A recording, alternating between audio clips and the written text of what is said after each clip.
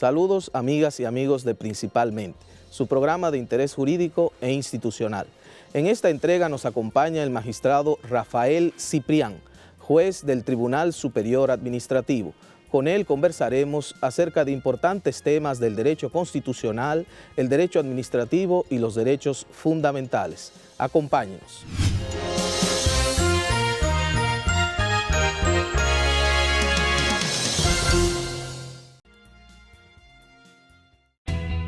Desde el 1989, Seaboard se convierte en la primera generadora privada de energía de República Dominicana.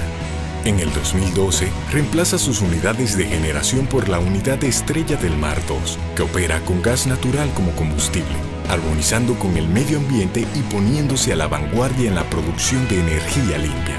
Seaboard, comprometidos con la satisfacción de sus clientes, el desarrollo nacional y el medio ambiente. Eres soporte de la familia. Eres de los que con su trabajo mueven la rueda que pone en marcha al país. Ahora la patria te convoca para que seas vigilante de la democracia. Intégrate a un colegio electoral. Obtén más información en www.jce.do, acudiendo a la Junta Electoral del municipio o llamando a Fonojunta a los teléfonos 809-534-0523 y desde el interior sin cargos 1-809-200-0523. Tú puedes ser garantía, hacer la diferencia. Intégrate, tú cuentas. Junta Central Electoral, garantía de identidad y democracia.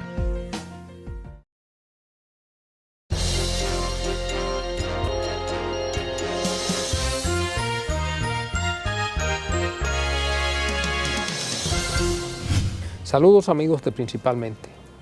Principalmente se ha caracterizado por ser un programa educativo, un programa que le enseña el derecho a la población dominicana y por qué no también a la población dominicana que está en el exterior y también los amigos extranjeros, porque principalmente se ve en los Estados Unidos, se ve en Centroamérica, se ve en toda Sudamérica y también se ve en YouTube, de manera que hay una diversidad de televidentes.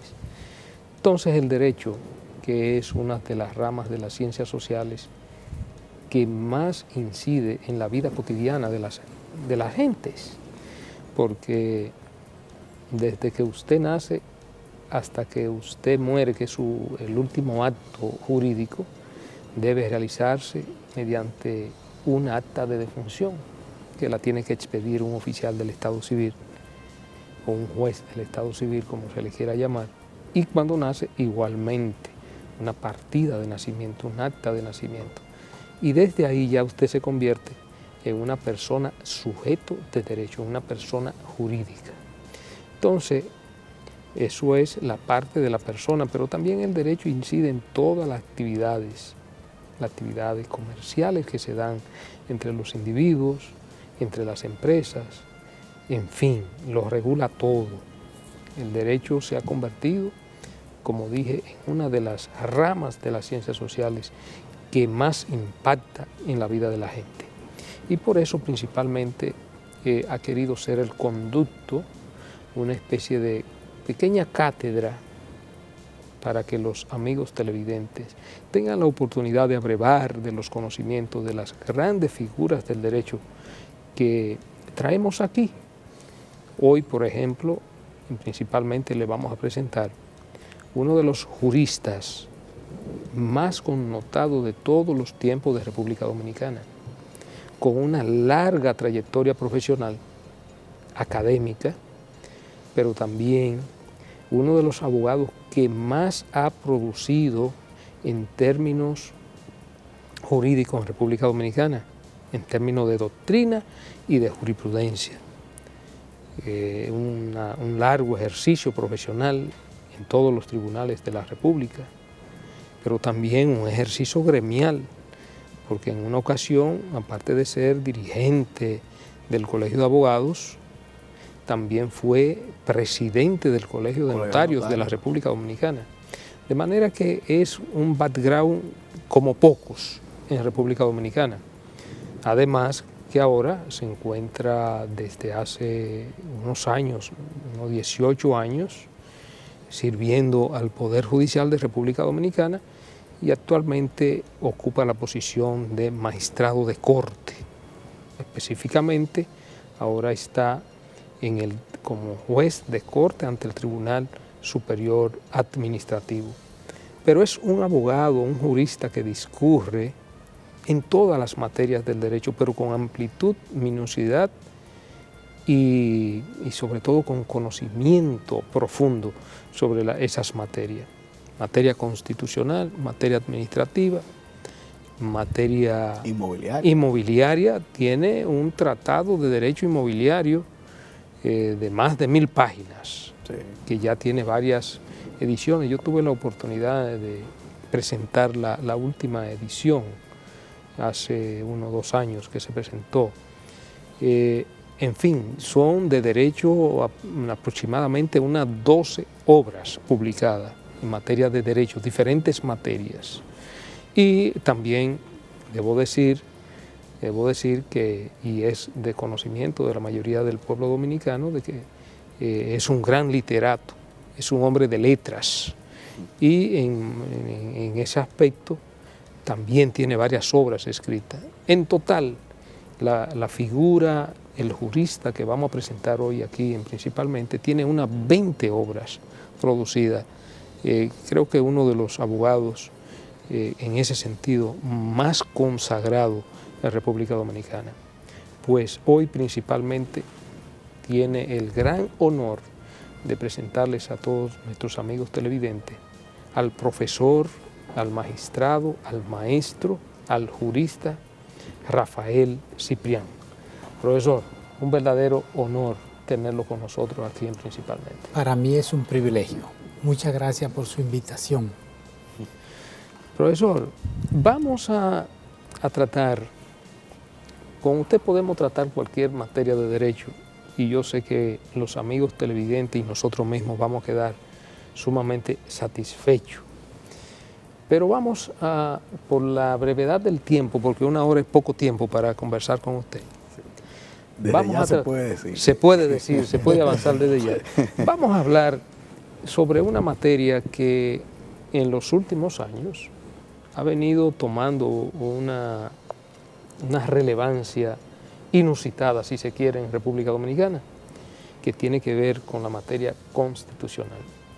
Y decimos que viene tomando relevancia y sobre todo el interés de la clase jurídica nacional, sobre todo a partir de la proclamación de la Constitución del año 2010, que es una Constitución que rompe paradigmas, que es una Constitución que crea una nueva generación de derechos en República Dominicana y sobre todo que posiciona a República Dominicana como un país con una de las constituciones más liberales, democráticas de todo el continente latinoamericano e Iberoamérica. ¿Cómo ve usted ese despertar constitucional en República Dominicana y cuál ha sido la influencia, sobre todo en lo que tiene que ver con la creación de un nuevo Estado social, democrático y de derecho en nuestro país? Muy bien, es el derecho constitucional, el derecho fundamental de la sociedad dominicana. Desde que se promulgó y se puso en vigencia la nueva Constitución del 2010, que ya experimentó la modificación que conocemos en el artículo 124, nuestro país empezó a caminar en la construcción, hacia la construcción de un Estado social, democrático, de derecho. Esto es trascendental porque antes el pueblo dominicano aspiraba a ese Estado, pero no tenía el instrumento jurídico que lo proclamara. Y por fortuna tenemos ahora la Carta Magna, esta ley fundamental que llamamos Constitución, que permite ahora hablar de un verdadero Estado social y democrático de derecho, que va a permitir que la sociedad dominicana y el Estado como ente jurídico realmente empiece a respetar los derechos fundamentales.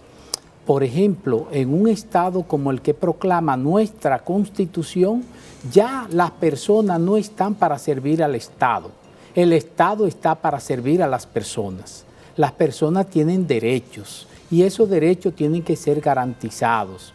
Y el Estado tiene toda la potestad jurisdiccional para hacer respetar esos derechos en los tribunales, tanto del orden judicial como los tribunales que le llamamos alta corte. Y tenemos al Tribunal Constitucional que ha venido realizando una labor jurisprudencial de primer orden en la defensa de los derechos fundamentales, en el fortalecimiento del orden institucional y en el desarrollo de una vida democrática, para crear realmente una cultura democrática de respeto a la dignidad humana. Lo esencial del derecho constitucional en nuestra sociedad tenemos que verlo como la materia del derecho, de la ciencia jurídica, que reconoce la dimensión trascendente del ser humano. Por ejemplo, ahora ya la administración pública no puede operar como operaba antes, como ley, batuta y constitución, porque todos los actos de la administración pública tienen que ser sometidos al ordenamiento pleno de nuestro ordenamiento jurídico. Por cuanto cualquier acto de la administración pública, señalo, los entes públicos, las instituciones, órganos y poderes del Estado tienen que respetar la Constitución y tienen que respetar la legalidad. Y en ese respeto, entonces, está la garantía y protección de los derechos fundamentales. Antes, incluso los jueces no tomaban la Constitución como un instrumento jurídico para solucionar los casos, porque veían la Constitución como una proclama política, un programa político. Hoy en día la Constitución es una norma de aplicación inmediata. Incluso hay juristas que piensan que para aplicar la Constitución hay que desarrollar determinadas leyes. Yo he sostenido siempre que la Constitución tiene una aplicación inmediata y directa. No hay necesidad de esperar la aprobación de leyes adicionales, ya sean ordinarias u orgánicas, para la aplicación de la Constitución, porque la Constitución tiene principios, normas y valores que son de aplicación inmediata. Todos los jueces están obligados a aplicarlo y hacerlo respetar tanto a petición de parte como de oficio. Y tanto es así que en cualquier proceso judicial, cuando las partes litigantes no aleguen, por ejemplo, la inconstitucionalidad de una norma, que es cuando se quiere aplicar alguna ley, que una de las partes entiende que es inconstitucional, si esa parte no lo alega y el juez se da cuenta que se está alegando una ley que viola derechos fundamentales y por tanto riñe con la Constitución, el juez está en la obligación de garantizar que esa norma no se aplique, declarándola inaplicable por el carácter de inconstitucionalidad. Ahora bien, los ciudadanos también tienen, además de este sistema que le llamamos el sistema difuso del control de la constitucionalidad, tienen también el sistema concentrado, que es la acción directa en inconstitucionalidad ante el Tribunal Constitucional. Ante los tribunales ordinarios, en virtud del artículo 188, está este sistema que es eminentemente difuso, que tiene un alcance solo entre partes, pero tienen también, en virtud de los artículos 184 y siguientes de la Constitución, la oportunidad de reclamar, de pedir y exigir al Tribunal Constitucional que saque del sistema, declarándolo inconstitucional, cualquier reglamento de aplicación general cualquier ley, en fin, cualquier norma que entre en contradicción con la Constitución. Y ya hemos comprendido como sociedad, como pueblo, que antes teníamos ciudadanía formal, que eran aquellos hombres y mujeres que después de 18 años o habiéndose casado adquirían la ciudadanía, pero se quedaban en una posición formal. Ahora hay ciudadanía real, se está creando. ¿Qué quiere decir esto? Que los dominicanos empiezan a tener conciencia de sus derechos y a ejercer esos derechos reclamándolo institucionalmente ante los tribunales. Entiéndase las altas cortes o los tribunales del orden judicial. A propósito de este último punto, magistrado Ciprián, que usted señala del reclamo de los derechos, bueno, me viene a la memoria ahora que comparto nuevamente con usted, que hace ya unos añitos, cuando se iniciaban la Escuela Nacional de la Judicatura, en los cursos virtuales. Yo tuve la dicha de compartir con usted como tutor en el primer curso virtual de garantías constitucionales. Organizado por la Agencia de Cooperación Española y la escuela. Así es. Y recuerdo que estábamos en una época en la cual, bueno, no teníamos esta Constitución de 2010 y hoy en día, con la Constitución de 2010, se ha reconfigurado todo ese sistema de protección de derechos fundamentales, porque algunos de esos derechos, bueno, se explicaban y se justificaban porque tenían reconocimiento en la Convención Americana, pero el sistema de protección de derechos fundamentales en la Constitución y el mismo catálogo de derechos fundamentales en la Constitución ha sido reforzado, renovado. ¿Cómo valora usted esta situación actual de las garantías como un paso más en esa lucha por los derechos de los ciudadanos? Creo que es un paso trascendente, porque el artículo 72 de la Constitución contempla el amparo, y el amparo juega un papel fundamental. Y es importante señalar que el amparo debe verse no solo como una acción que es supletoria, sino como una acción principal. Incluso me opongo siempre cuando se plantea inadmisibilidades por existir otras vías, que se establece bajo el criterio de que si existe otro procedimiento o proceso que se pueda llevar ante cualquier otro tribunal, entonces el amparo resulta inadmisible. Yo creo que no, que tiene primero que cumplirse la causal de que sea más efectivo que el amparo. Y, a mi humilde entender, no existe ningún proceso que sea más efectivo que el amparo para amparar, proteger y garantizar los derechos fundamentales. De manera que en nuestro país hay muchas modalidades de amparo, porque tenemos el amparo administrativo, que es contra los actos de la administración pública, el amparo electoral, precisamente en la materia electoral para el Tribunal Superior Electoral, tenemos el amparo ordinario, que tiene que ver con cada uno de esas especificidades diarias, pero también tenemos hasta amparo inmobiliario, cuando tiene que ver con el derecho fundamental al derecho de propiedad. Entonces, las modalidades del amparo, el amparo colectivo, el amparo de cumplimiento, que es cuando hay un acto o una ley que algún funcionario no quiere cumplirlo, entonces el ciudadano puede interponer también ese amparo. Cada una de esas modalidades de la acción de amparo permite a los ciudadanos empoderarse de sus derechos y además, como dicen popularmente, doblarle el pulso al pequeño Trujillito que se encuentra muy poderoso en el cargo que tiene y atropella los derechos fundamentales. Los ciudadanos pueden hacer eso. En nuestro país, lamentablemente, se cumple la norma de que para conocer a Mundito solo hay que darle un carguito. Y cada dominicano tan pronto llega a una posición pública se convierte en un Trujillito.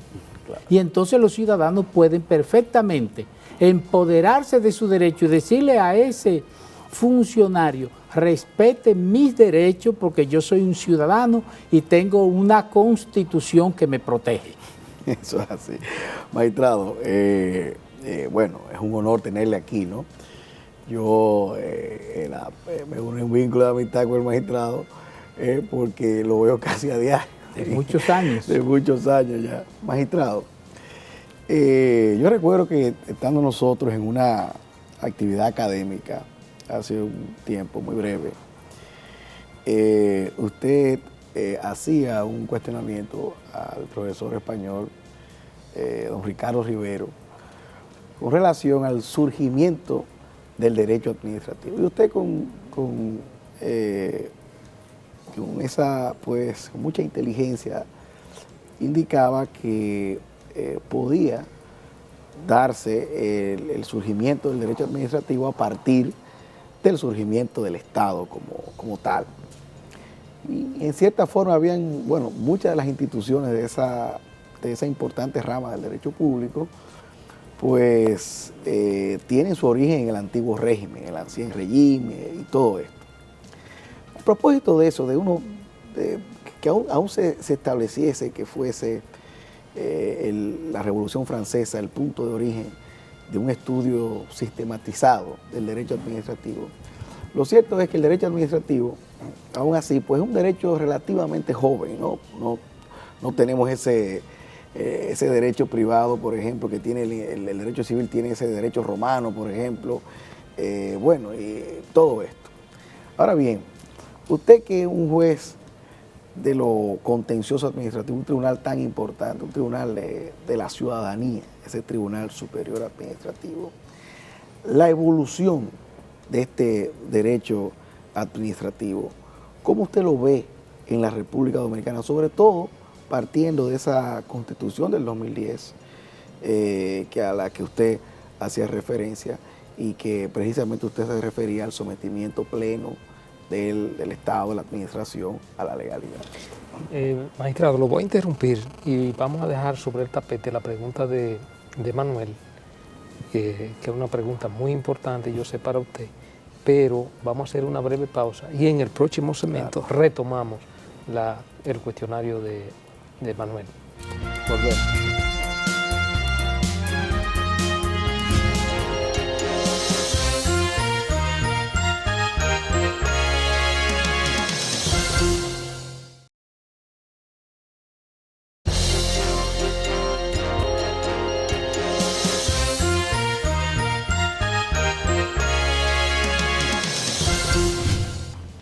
Seguimos, amigos, en Principalmente. En el segmento anterior, Manuel formulaba una pregunta interesantísima al profesor Rafael Ciprián.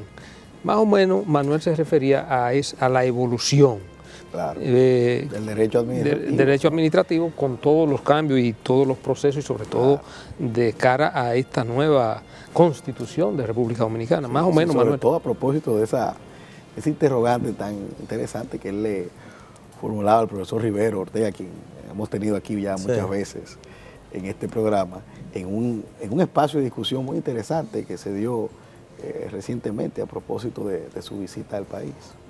Sí, hablar del origen del derecho administrativo requiere de tiempo, pero sintetizándolo, podemos afirmar que el derecho administrativo realmente nace con el Estado mismo, porque tan pronto se descompone o desaparece la comunidad primitiva y surge la sociedad esclavista y es necesario un instrumento jurídico de concentración de la violencia de esa sociedad y de poder para someter a los esclavos, es por la razón que surge el Estado. El Estado entonces en manos de los dueños de otras personas que son los amos frente a los esclavos necesitaban precisamente de la concentración de la violencia, del poder de la sociedad y entonces crean el Estado como evolución histórica.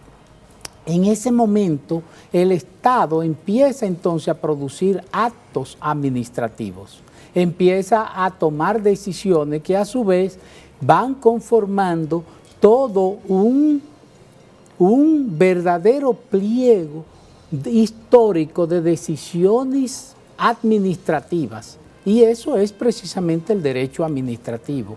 Es un error pensar que con la Revolución Francesa del 1789 que nace el derecho administrativo. La verdad es que el Consejo de Estado francés, que no es más que una transformación del Consejo del Rey, claro, que cuando la burguesía, los revolucionarios franceses toman el poder, entonces necesitan crear su propio consejo y crean el Consejo de Estado. Entonces este consejo va a sistematizar y por vía pretoriana, o sea, decisiones en función de sus facultades, van a empezar a llamar derecho administrativo. Pero en realidad lo que hace al órgano no es el nombre, sino que el órgano es hecho por la función. De manera que el derecho administrativo no nace ahí el nombre, porque el Consejo de Estado francés así lo planteó. Pero el derecho administrativo en la República Dominicana ha dado un salto extraordinario con la Constitución del 2010, porque esta Constitución realmente constitucionalizó el derecho administrativo. Y el derecho administrativo, se ha dicho mucho, es el derecho constitucional concretizado. O sea, el derecho constitucional llevado a la ciudadanía, llevado a la protección de los derechos fundamentales, es el derecho administrativo. La función esencial del derecho administrativo es controlar los excesos del Estado en las manifestaciones de sus órganos, entiendan sus instituciones y sus poderes públicos. El derecho administrativo tiene como misión esencial hacer que el Estado respete su propia legalidad. Tanto es así que conforme al artículo 138 de la Constitución se consagra el sometimiento pleno de la administración pública al ordenamiento jurídico. O sea, para que se entienda mejor, en los principios generales del derecho se dice que lo que no está prohibido está permitido.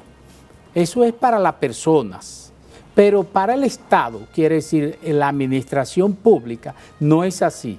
La administración pública solo puede hacer aquello que la ley le autorice a hacer. No tiene la libertad de hacer lo que no está prohibido, sino solo lo que le está mandado, lo que le está ordenado por ley.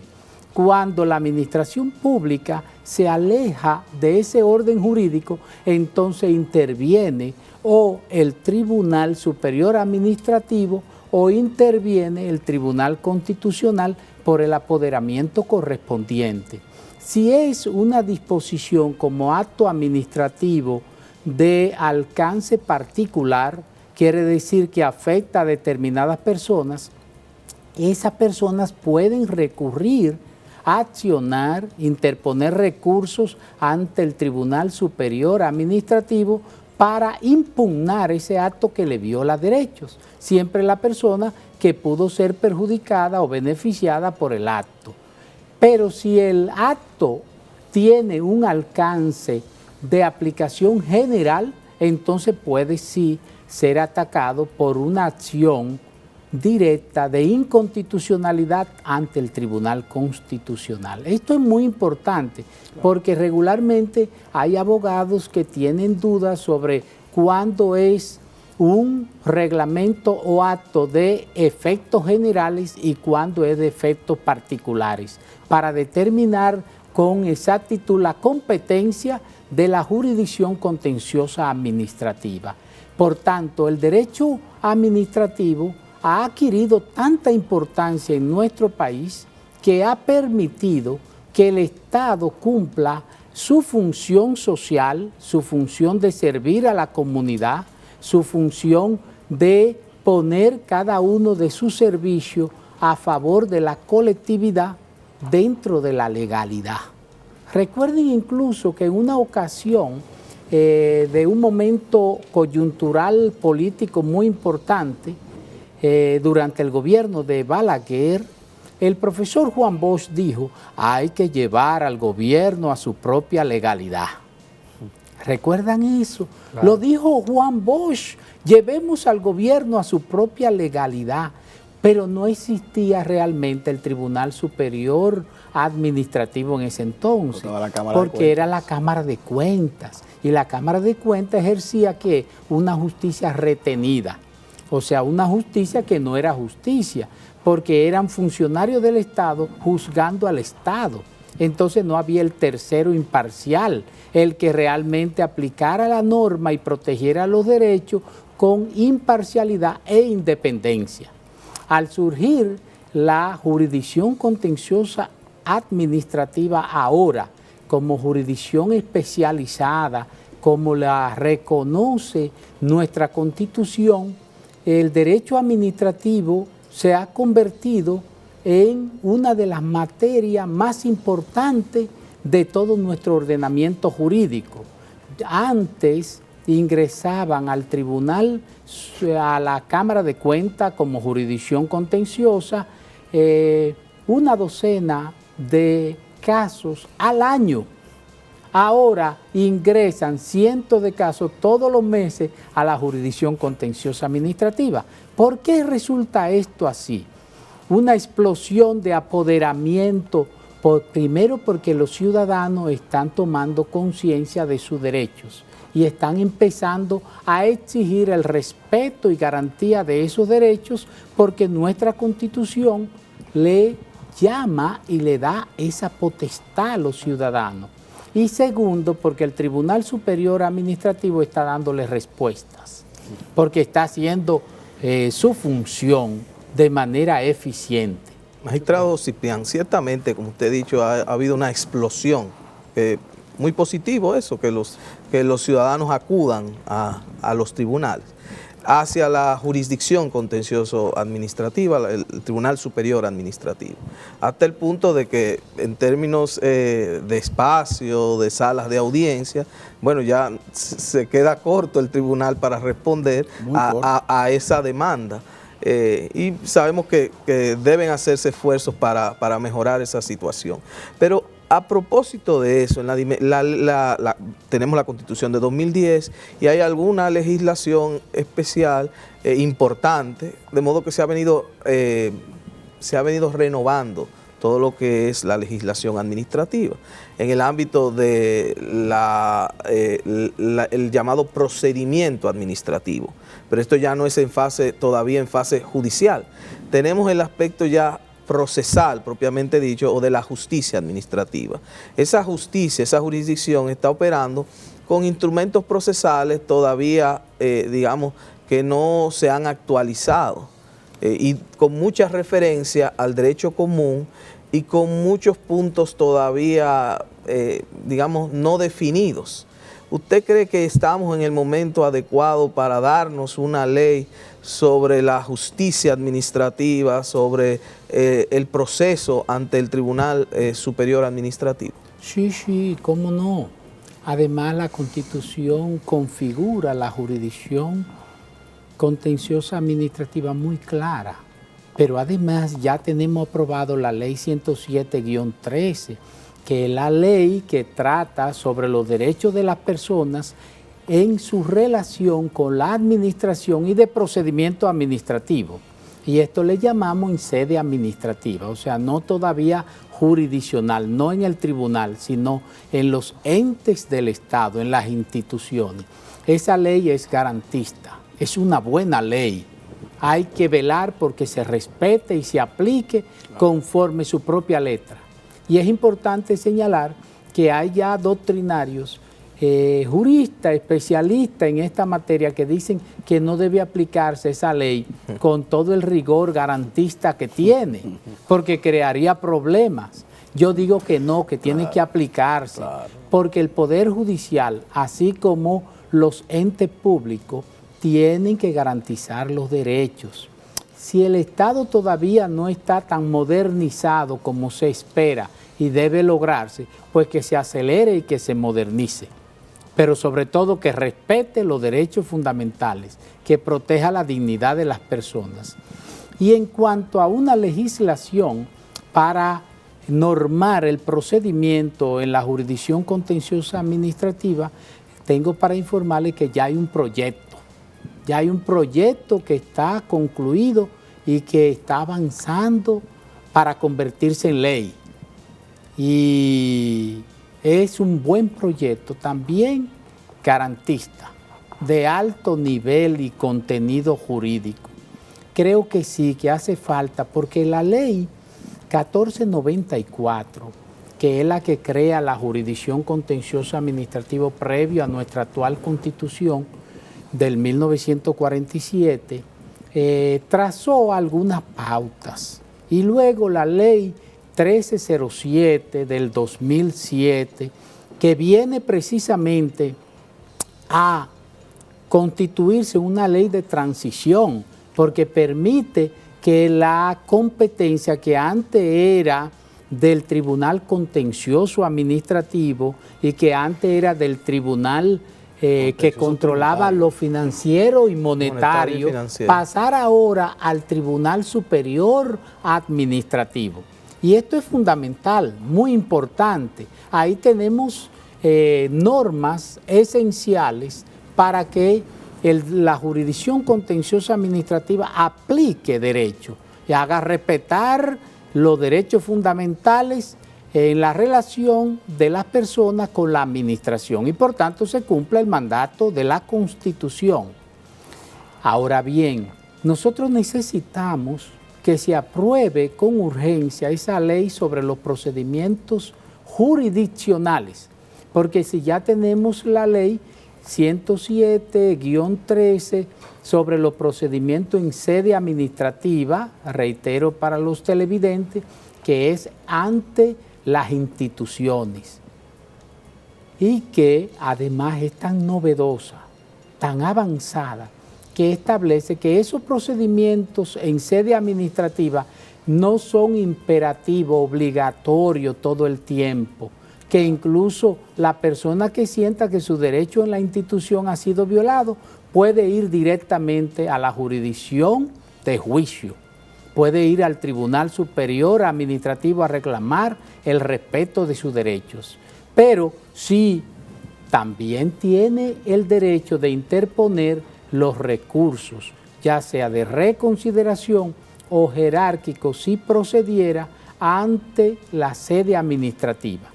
Lo que necesitamos ahora para esclarecer algunos aspectos que a veces presentan dudas a los administradores y presentan dudas a los abogados litigantes y a la ciudadanía es el procedimiento jurisdiccional que quede claramente establecido. Porque en términos de los principios, valores y normas constitucionales y en términos de las leyes que ya he señalado, la 1494 y la 13-07, nosotros tenemos los elementos esenciales para aplicar buena justicia.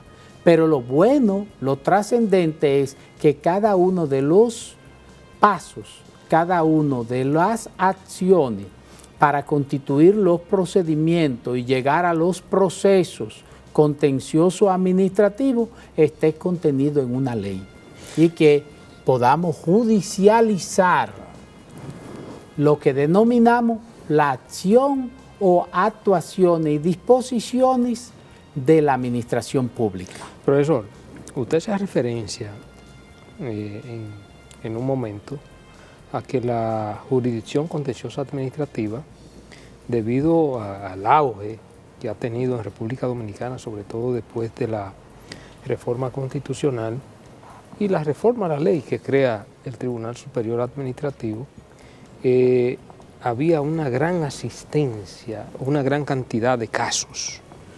Incluso Ramón llegó a decir que ya la sede del Tribunal Superior Administrativo resulta pequeña para albergar la cantidad de abogados que asisten diariamente a la jurisdicción contenciosa administrativa.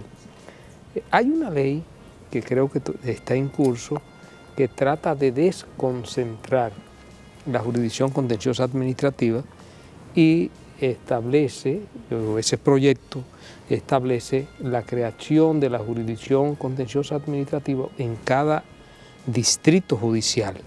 O sea que si yo soy de Dajabón o de Montecristi o de la capital o de cualquier provincia del interior, tenga la posibilidad de accionar en términos administrativos en mi jurisdicción, que no tenga que estar concentrada la jurisdicción contencioso administrativa aquí en el Distrito Nacional, sino que el ciudadano tenga la posibilidad de acceder con mucho más facilidad a la jurisdicción contenciosa administrativa en cualquier punto del país. ¿En qué está eso? Eso está plasmado. La Constitución nuestra, la Constitución de 2010, lo contempló perfectamente. Estableció los tribunales superiores administrativos que deben ponerse en vigencia, deben ponerse en actuación desde ya, y también los tribunales contenciosos de primera instancia, o sea, los tribunales administrativos de primera instancia que no están creados, si no están en funcionamiento porque ya fueron creados por la Constitución. Nosotros tenemos un solo Tribunal Superior Administrativo que es una falencia en términos de la necesidad nacional, como ha señalado usted, profesor Radamés, porque en nuestro país es penoso que los ciudadanos y los abogados del interior tengan que venir al Distrito Nacional para canalizar sus reclamaciones jurisdiccionales. Es necesario que se le dé cumplimiento al mandato de la Constitución, que la creación de los tribunales superiores administrativos conforme a manda la Constitución, y yo entiendo que debe ser por cada departamento. Y si se habla de que hay problema de presupuesto, pues que se establezca en cada región. Claro. Puede haber un tribunal superior administrativo en el sur, uno en el norte, uno en el nordeste, uno en el este y el que existe en el Distrito Nacional, que con eso se cumpliría perfectamente. Y se crean, deben ponerse en funcionamiento también los tribunales contenciosos de primera instancia, porque ahora son las cámaras civiles quienes cumplen esa función para determinados asuntos que son contenciosos municipales. Nosotros necesitamos entonces desconcentrar la jurisdicción contenciosa administrativa para responder precisamente a la explosión de apoderamiento de los ciudadanos a esta jurisdicción para que le proteja sus derechos. Porque recuerden que en política, y sobre todo en política pública, y la actividad política desde el Estado, o sea, desde el poder público, hay una constante, y es que en medida que se resuelven problemas, se crean otros problemas. En la medida que el Estado resuelve un problema, en esa medida surgen otros problemas que son colaterales a ese que se ha resuelto y que también hay que enfrentarlo. Entonces los ciudadanos, al ver que el Estado dominicano está resolviendo problemas, afortunadamente, entonces empiezan a exigir derechos realmente que le corresponden, pero que antes no reclamaban, antes no sabían cómo hacerlo, ahora sí. Ahora saben que hay una jurisdicción contenciosa administrativa que está encargada precisamente de proteger los derechos de los ciudadanos y que hay 3 altas cortes que también protegen esos derechos y muy especialmente el Tribunal Constitucional. Todos esos apoderamientos ahora al Tribunal Superior Administrativo en el Distrito Nacional genera que ahora que tengamos un gran cúmulo de trabajo. Un cúmulo de trabajo que tenemos que enfrentarlo día a día porque de lo contrario se convierte en mora judicial. Claro. Y eso es una falta del juez. Claro. Cuando ese expediente entra en estado de fallo, el juez debe fallarlo en el tiempo razonable y correspondiente. Pero si al juez le entra una cantidad mayor de expediente que lo que él puede decidir, entonces habría un problema de cúmulo de mora judicial o caso pendiente de decidir que su sentencia está siendo clamada por la ciudadanía. En la actualidad, por ejemplo, el Tribunal Superior Administrativo tiene una sola sala, una sala de audiencia, pero sin embargo tiene 3 salas para conocer, y se distribuyen los trabajos en esas 3 salas. Y esas 3 salas pudieran perfectamente celebrar audiencia diario, pero ahora no, tienen espacio físico. No hay espacio físico, ahora hay que dividirse. Y recuerden que está el órgano de la presidencia, que también celebra audiencia para las medidas cautelares. Y entonces, imagínense 3 salas como tribunales dentro del Tribunal Superior Administrativo. Entonces cada una necesita celebrar 2 o 3 audiencias a la semana y no puede. Tenemos que estar seleccionando un solo día para cada sala y un día para la presidencia como órgano, y entonces tenemos problemas de espacio. Sí, lo que significa que hay precariedades económicas en el Poder Judicial que yo creo que hay que acometer y hay que ayudar al Poder Judicial a salvar esas limitaciones. Profesor, vamos a hacer una breve pausa y en el próximo segmento vamos a seguir abordando ya para recapitular este y otros temas de sumo interés.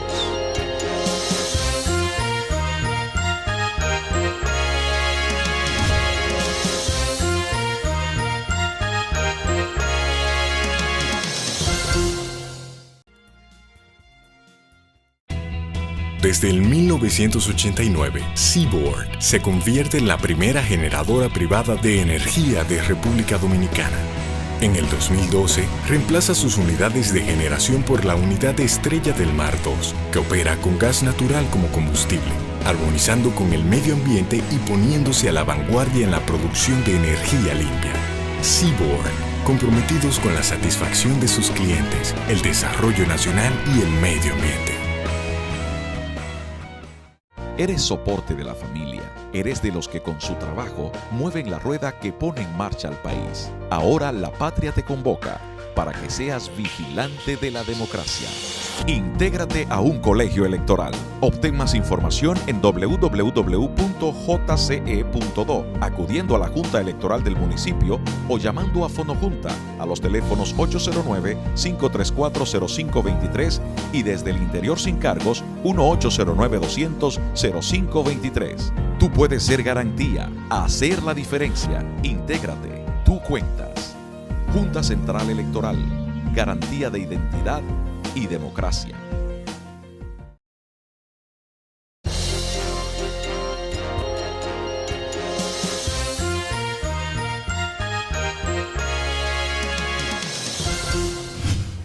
Seguimos, amigos, en Principalmente.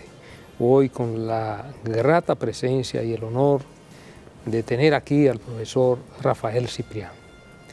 Profesor, ya hemos abordado parte del derecho constitucional, parte del derecho administrativo, hemos visto más o menos cómo funciona la jurisdicción contenciosa administrativa, la importancia de esta jurisdicción, pero hay un aspecto ya en estos últimos minutos finales que no debemos dejar de abordar y que hemos visto que se ha manejado con mucha responsabilidad por parte de la jurisdicción contenciosa administrativa, que tiene que ver con el amparo, el recurso de amparo que ya en República Dominicana se ha hecho muy popular y ya cualquier persona que sienta afectada en un derecho que puede ser fundamental o no fundamental, inmediatamente los abogados les recomiendan, bueno, vamos a recurrir al amparo. Y más cuando se trata de que él siente que es la administración, que es el Estado que le está afectando ese derecho. ¿Cómo usted ve que ha evolucionado el recurso de amparo en República Dominicana, sobre todo a partir de su primera reglamentación por parte de la Suprema Corte de Justicia en lo que se llamó el bloque de constitucionalidad, pero que era un recurso que estaba subyacente, que estaba muerto y que muchos abogados o pocos abogados en República Dominicana, con excepción del doctor Juan Manuel Pellerano Gómez, que pudiera considerarse como el padre del amparo en República Dominicana, al igual que hay que reconocer el mérito del magistrado Rafael Luciano Pichardo, que es uno de los inspiradores y de los que más han impulsado la acción de amparo en República Dominicana, que, como decía, era un derecho que estaba subyacente en la Convención Interamericana de Derechos Humanos y que había sido refrendada por República Dominicana en el año 1900.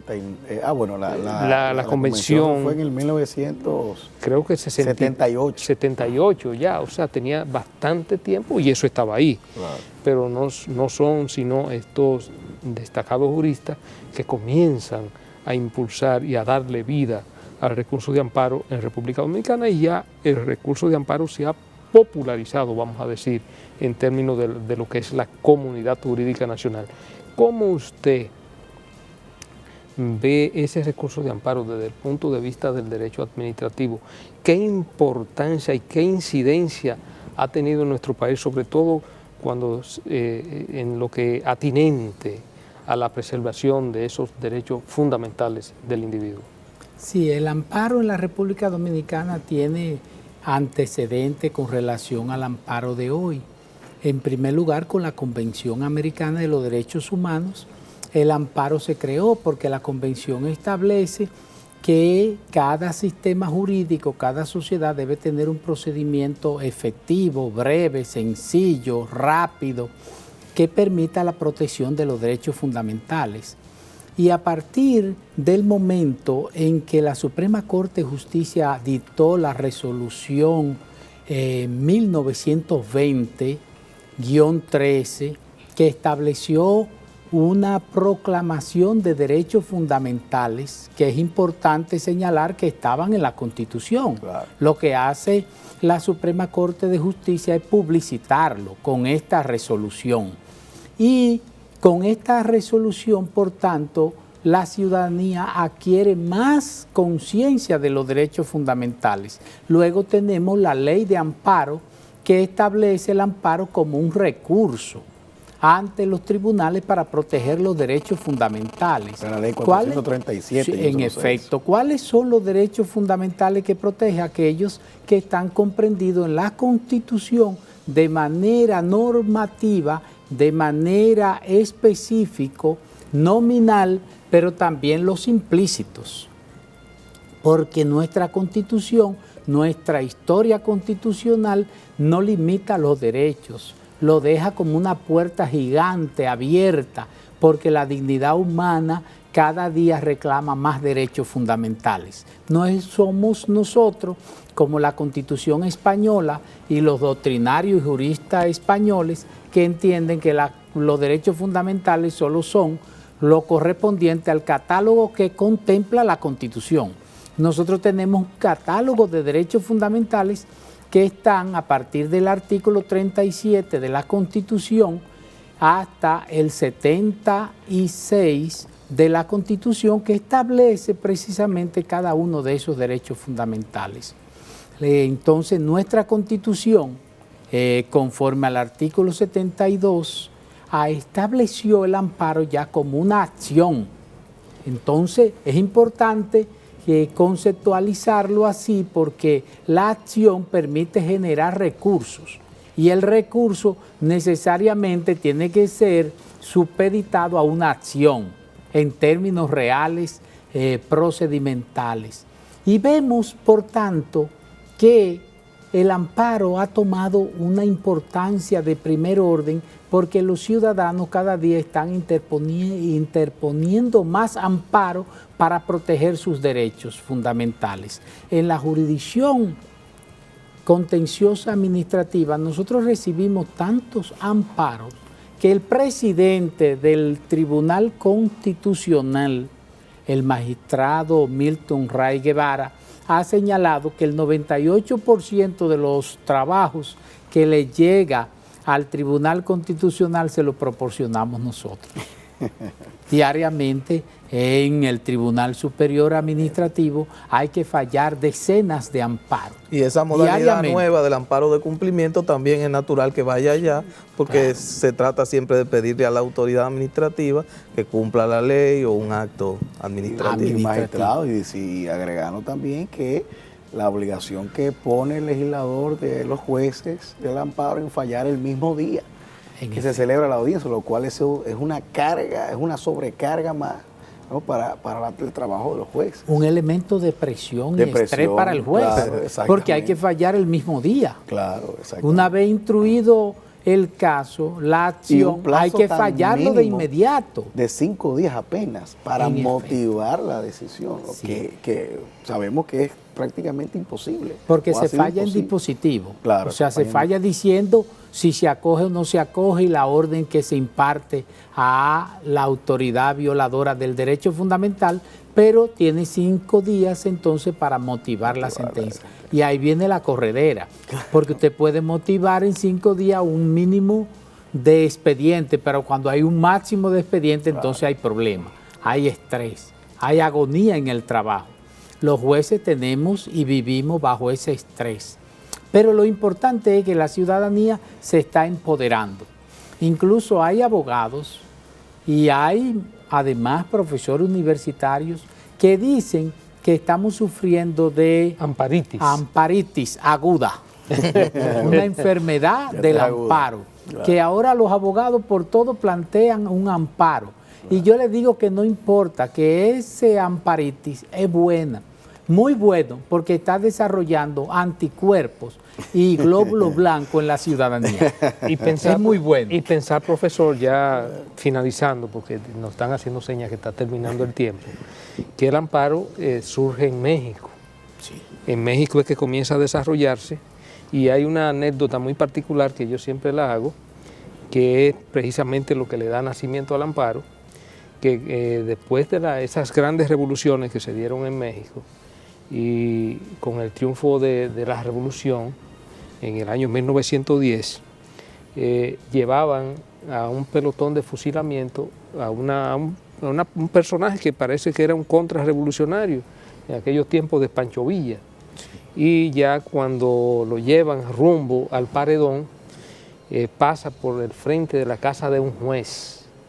El juez acostumbraba a jugar dominó con un grupo de amigos, era en una segunda planta, en el balcón. Entonces, cuando llevan el grupo, el juez se extraña cuando ve este grupo de personas que llevan a esta persona amarrado. Uno de los que va en el público le dice: mira, ahí vive un juez, dile que te ampare. Ahí en esa segunda planta vive un juez, dile que te ampare. El individuo se para, mira hacia la segunda planta, ves el juez con su grupo de amigos jugando dominó y le llama desde abajo y le dice: señor juez, ampáreme. El juez dijo: usted está amparado, y tuvieron que detener la orden de fusilamiento. Esa es una de las anécdotas más importantes del amparo, y se produjo realmente en México en aquellos tiempos de la Revolución. Es el juez de Berlín en México. Exacto. Y la Constitución de Querétaro. Así es. Entonces, profesor, mire, yo creo que 1 hora resulta poco tiempo para conversar con usted. Le anticipamos que usted queda emplazado para una próxima oportunidad, nos acompañe para seguir abordando otros temas de sumo interés y que usted maneja con la gran maestría, magistralmente que usted lo hace, y lo emplazaremos próximamente porque nos quedan muchos temas pendientes. Yo me someto y no voy a interponer amparo. Gracias, profesor. Bien, gracias.